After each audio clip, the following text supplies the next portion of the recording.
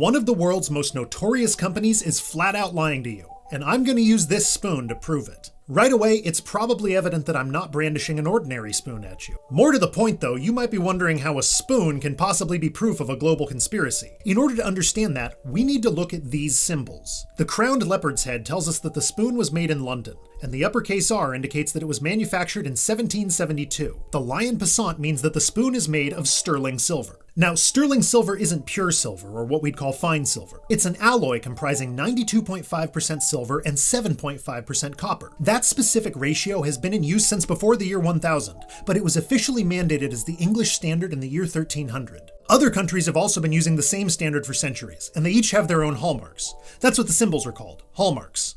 They can only be stamped using incredibly well-protected tools held by entities called assay offices. Let's fast forward to 1747 and visit Boston, Massachusetts, where a young silversmith named Paul Revere was beginning his apprenticeship. Yeah, you know the guy who made his midnight ride to shout the British are coming? He was an American silversmith, and a damned good one. The thing is, America was still under British rule at the time, so they used the British sterling standard.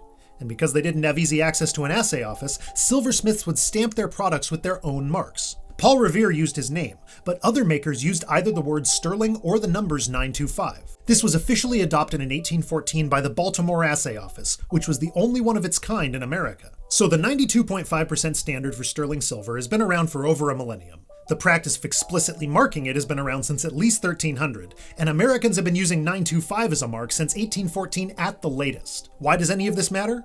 Well, remember how I said that one of the world's most notorious companies is flat out lying to you? Let's turn our attention to Tiffany Company. You've almost certainly heard of Tiffany.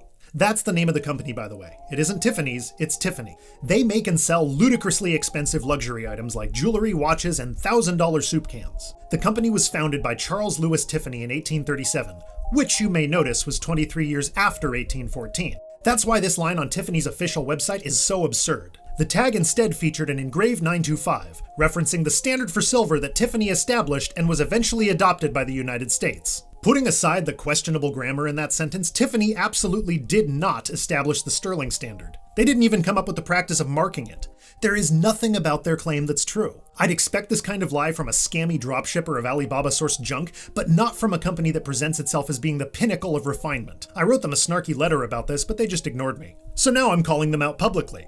Hey, Tiffany, unless old Chuck was a Victorian-era time traveler, you need to quit your bullshit. As for the rest of you, I hope that you learned something. And if you didn't, I'll leave you with this. A lot is always two words.